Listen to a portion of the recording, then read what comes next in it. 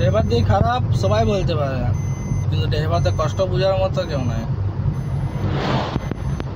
3 দিন ঘুমায়নি, 2 দিন চান করিনি, আর কাল রাতের থেকে এখন বাজছে 12:30, 12:30 বাজছে, এখন পর্যন্ত কোনো খাবার জুটে নেই।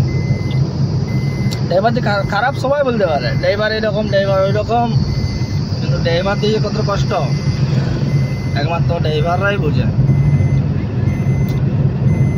ওকে, আর মহাদেব, সব তার ইচ্ছা, সে চায়, তার জন্য হয় এসব, দুঃখ কিছু নাই। বাড়ি যাওয়ার পর সবচেয়ে প্রথম কাজ হচ্ছে গাড়ি ওয়াশিং, ধোবো। বিশাল কাদা, লরির কাদা, ওদিকে সাইডে কাদা। প্রথম কাজ আগে বাড়ি যেয়ে আমার রানীকে চকচক করা, চান করানো। সাইডে ঠিক আছে, সামনে এগুলো কাদা একদম।